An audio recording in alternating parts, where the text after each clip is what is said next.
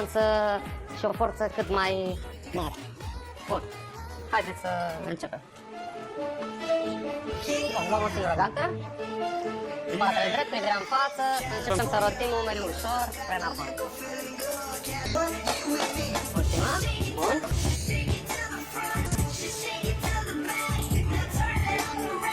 Bun. Ultima.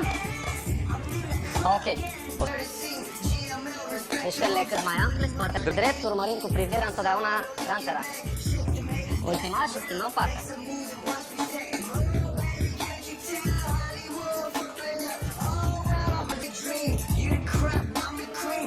Coborăm până la 90 de grade. Bun, ultima. Revenim aici. Ok, schimbăm. Mâna în spatele drept. Totdeauna privirea în față, spatele drept.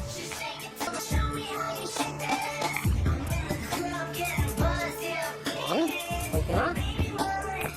Ok. Suntem gantera până la nivelul umerilor. Bun. Trebuie să facem și o hoșiră. Hai.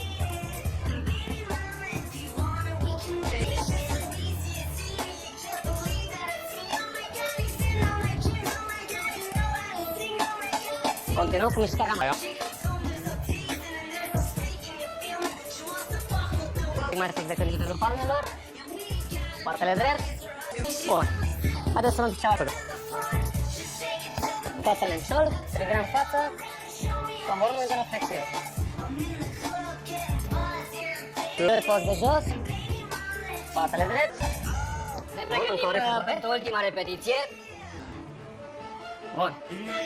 Haideți mâna sus. Și coborâm, privirea spre gantere, sus. Schimbă. Demuit și sus pe îndrept.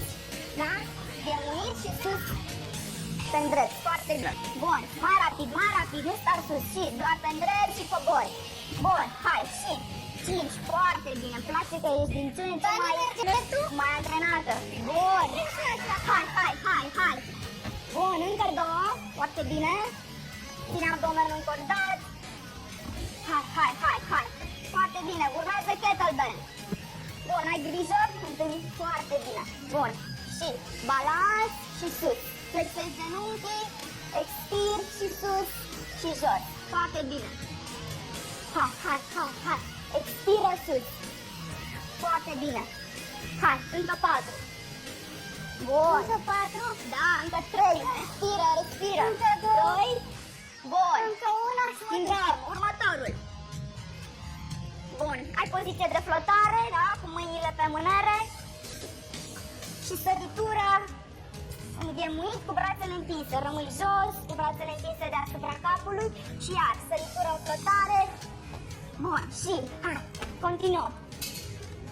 Așa cum am spus, viteză cât mai mare. Hai. Bun. Hai, nu e o viață asta. Mai ai 6 repetări.